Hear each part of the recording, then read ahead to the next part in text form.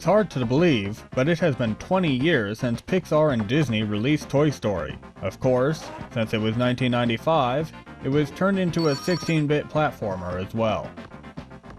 You play as Woody, a decades-old cowboy doll that is inexplicably Andy's favorite toy. This takes place in the 90s, right? So where are the Ninja Turtles, Power Rangers, Jurassic Park, Batman, or Transformers toys? There's not even a 2XL. Anyway, Woody is in charge of the toys, and has to do things like help them to get back to where Andy left them, or clear a path for the army men. But some toys are jerks and try to stop him for some reason, so he whips them with his pull string, which leaves them tied up with rope, somehow.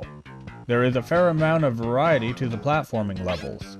A lot of them are mission-based, so it's not just about getting to the exit. And then there are a lot of levels that do something completely different. The control is a bit too loose for my taste, but I suppose that is to be expected since Woody is essentially a glorified rag doll. But it's not too bad, and I got used to it after a few minutes. But using Woody's pull string as a grappling hook always proved troublesome. Thankfully, you don't have to do that very often.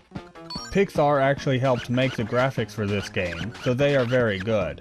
There isn't as much detail as, say, Donkey Kong Country, but I think that works in Toy Story's favor since the low resolution doesn't distort fine detail, so I would say that this holds up better than Donkey Kong Country in that respect. Most of the levels reuse a lot of the same assets over and over, but then you have unique levels that are quite impressive, especially the first-person level. The original music is fairly good, but the rendition of You've Got a Friend in Me suffers since the Genesis sound hardware specializes in electronic music rather than acoustic instruments. The sound effects are pretty standard noises that I'm pretty sure I've heard in a lot of other games. The voice samples aren't super clear, but you can understand what America's favorite crossdresser and former drug dealer are saying. To infinity and beyond! By the way, if you ever have to go to Google Images for a bosom buddies joke, make sure Safe Search is on. Traveler's Tales not only pushes the system's graphics, but also my patience. Some levels are very easy, but some are very, very hard.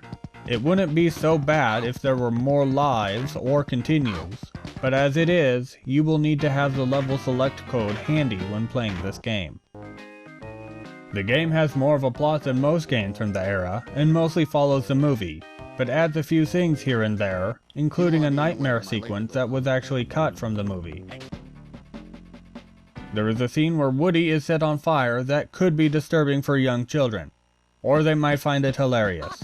You can never tell with kids. Does Toy Story for the Sega Genesis match the brilliance of the Pixar movie? No, of course not. Don't be stupid. But it is still a very enjoyable game.